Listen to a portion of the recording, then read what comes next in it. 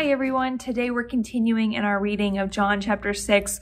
We are right in the middle of John chapter 6. Now, if you'll remember from yesterday, Jesus had just performed a miracle. He fed over 5,000 people with just 5 loaves of bread and 2 fish. Now, a little later, Jesus gets the opportunity to continue to teach the people who have been following with him, who have been with him on this journey. And he goes on to expand upon the miracle that he just performed. But the people, they're mainly focused on the miracle, and they miss the entire point of what Jesus is trying to do through this miracle.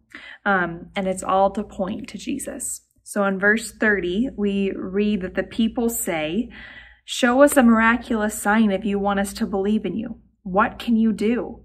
After all, our ancestors ate manna while they journeyed through the wilderness. The scriptures say Moses gave them bread from heaven to eat." And then Jesus replies with this to their exclamation and says in verse 32, "I tell you the truth, Moses didn't give you bread from heaven. My Father did. And now he offers you the true bread from heaven. The true bread of God is the one who comes down from heaven and gives life to the world." The people are still missing the entire point. They go on to ask Jesus to give them this bread every day, this bread, this true bread from heaven that will give them life, but they're not getting it. Jesus expands upon his teaching and says in verse 35, "I am the bread of life. Whoever comes to me will never be hungry again. Whoever believes in me will never be thirsty." Now, this is the first of 7 I am statements that Jesus will say to describe who he is, to identify himself. He says, "I am the bread of life."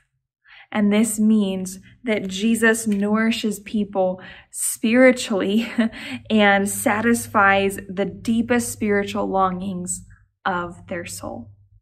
People who come to him will forever be satisfied. And this goes beyond the physical sustenance that people need on a daily basis. This is a deep spiritual sustaining that Jesus gives. At this, the people really start to unravel. If you've read already, they continue to bring up just more things that they don't understand, more things that they're confused about what Jesus is saying. And they question Jesus' identity, and they disagree with the statements he is making. So Jesus says in verse 47, "I tell you the truth. Anyone who believes has eternal life. Yes, I am the bread of life. Your ancestors ate manna in the wilderness, but they all died. Anyone who eats the bread from heaven, however, will never die. I am the living bread that came down from heaven. Anyone who eats this bread will live forever, and this bread which I will offer so the world may live is my flesh." So the bread that Jesus offers gives eternal life. While the manna that God provided to the Israelites while they were wandering in the wilderness did provide for their physical life, for their physical sustenance, what Jesus offers gives complete spiritual sustenance.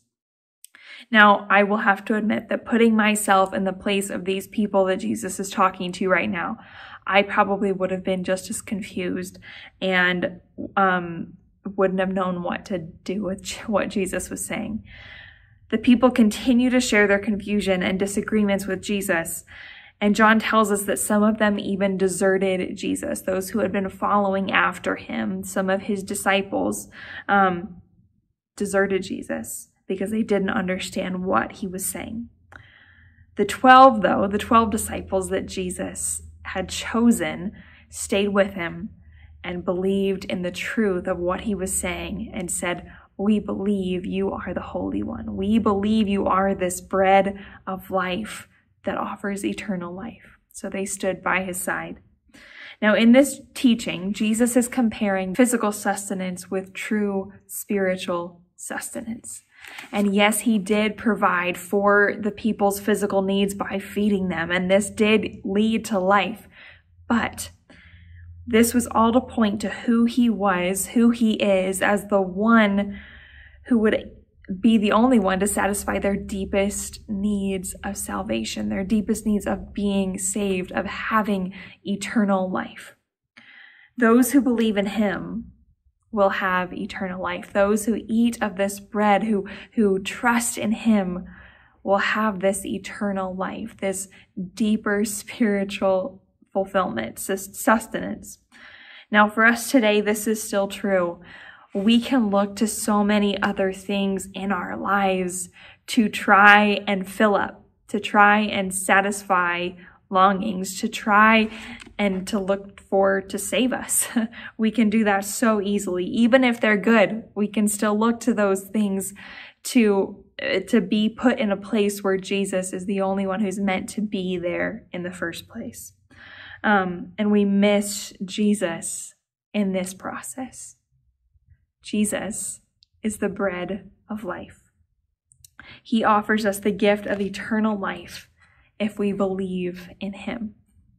So today, let's take a careful evaluation of each of our lives and see the things that we may be looking to in place of Jesus, to fulfill us, to satisfy us in ways that Jesus was meant to. And instead, seek out the ways that you can more fully run to Jesus as your only true source of sustenance, of fulfillment. He is your bread of life. I hope that you have a great rest of your day, and I'll see you next time. If these devotional videos are helpful to you, subscribe to our channel and click the notification button so you know when we post a new video. And of course, please share them with others.